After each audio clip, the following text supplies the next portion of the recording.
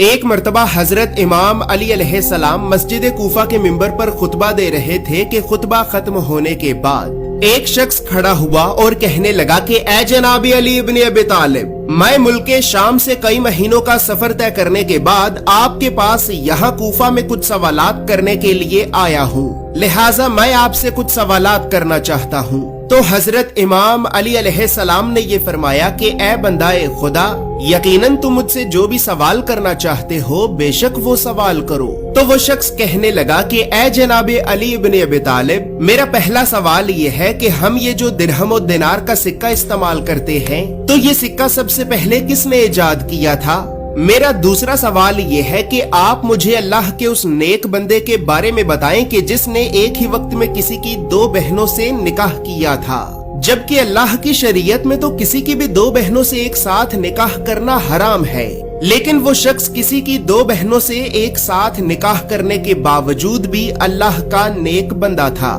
لہٰذا آپ مجھے اللہ کے اس نیک بندے کے بارے میں بتائیں۔ میرا تیسرا سوال یہ ہے کہ آپ مجھے اللہ کے ان 6 نبیوں کے بارے میں بتائیں کہ جن کے دو نام تھے۔ میرا چوتھا سوال یہ ہے کہ آپ مجھے اللہ کے ان 5 نبیوں کے بارے میں بھی بتائیں کہ جو عربی زبان میں بات کیا کرتے تھے۔ میرا 5واں سوال یہ ہے کہ وہ ایسی کون سی مخلوق ہے کہ جس پر اللہ نے وحی نازل کی، لیکن وہ مخلوق نہ ہی تو کوئی جن ہے، نہ ہی انسان اور نہ ہی کوئی فرشتہ۔ اسی طرح میرا 6واں سوال یہ ہے کہ وہ ایسی کون سی مخلوق ہے کہ جس پر انسانوں نے جھوٹ باندھا، لیکن وہ مخلوق بھی نہ ہی تو کوئی جن ہے، نہ ہی انسان اور نہ ہی کوئی فرشتہ۔ میرا 7واں سوال یہ ہے کہ اللہ کے تمام نبیوں اور پیغمبروں میں حسب و نسب یعنی خاندان کے لحاظ سے سب سے زیادہ عزت والا نبی کون ہے؟ اور اسی طرح اب آخر میں میرا 8واں سوال یہ ہے کہ آپ مجھے قرآن کی ان 5 آیات کے بارے میں بتائیں کہ جیسا کہ اللہ رب العزت اپنے قرآن میں یہ فرماتا ہے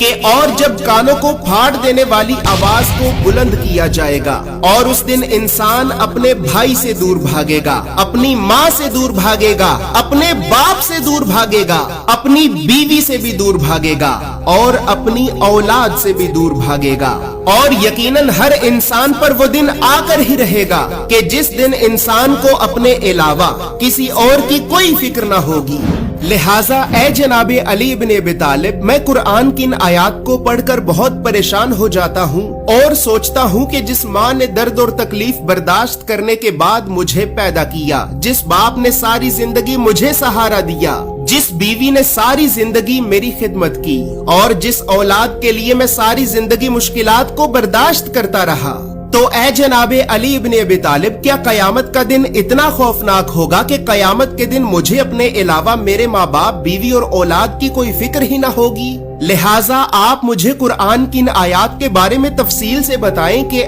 آخر قیامت کے دن کیا ہوگا۔ دوستو، اب حضرت امام علی علیہ السلام نے اس شخص کو اس کے ان 8 سوالوں کے جو جواب بتائے تھے، تو وہ جواب آپ کو بتانے سے پہلے یہاں پر یہ بات یاد رہے کہ یہ جو واقعہ میں آپ کو سنا رہا ہوں تو یہ واقعہ آج سے 1000 سال سے بھی پہلے لکھی گئی احادیث کی ایک معتبر ترین کتاب عیون اخبار الرضا کے والیوم نمبر 1 کے باب نمبر 24 کی حدیث نمبر 1 میں واضح طور پر موجود ہے۔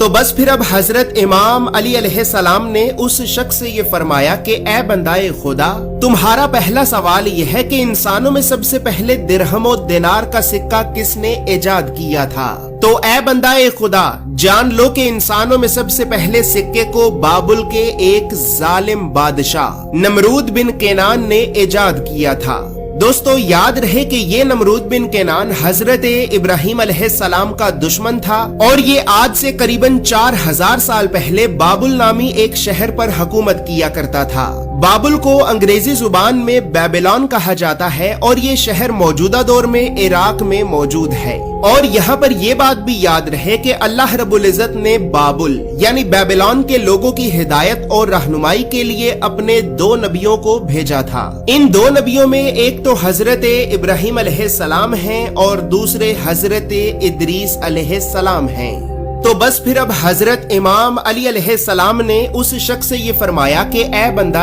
خدا، اب تمہارا دوسرا سوال یہ ہے کہ وہ اللہ کا ایسا کون سا نیک بندہ تھا کہ جس نے ایک ہی وقت میں کسی کی 2 بہنوں سے نکاح کیا، जबकि शरीयत में तो किसी की भी दो बहनों से एक साथ निकाह करना हराम है। तो ए बंदाए खुदा, फिर अब जान लो कि वो नेक बंदा अल्लाह के नबी हजरत याकूब अलैहिस्सलाम थे। हजरत याकूब अलैहिस्सलाम ने एक ही वक्त में किसी की दो बहनों खुब्बार और राहील से निकाह किया था, लेकिन इस निकाह के बाद अल्लाह ने ये हुक्म जारी किया कि अब किसी की भी दो बहनों से एक साथ निकाह करना हराम है। लिहाजा इसी वजह से हजरत याकूब अलैहिस्सलाम के बाद किसी भी नबी की उम्मत के लोगों ने एक ही वक्त में किसी की भी दो बहनों से निकाह नहीं किया। दोस्तों, यहाँ पर ये बात याद रहे कि हजरत याकूब अलैहिस्सलाम का दूसरा नाम इसराइल था और आपकी औलाद को बनी इसराइल कहा जाता है। और याद रहे कि बनी इसराइल से मुराद सिर्फ और सिर्फ यहूदी कौम है। जैसा कि आप भी जानते हैं कि सारी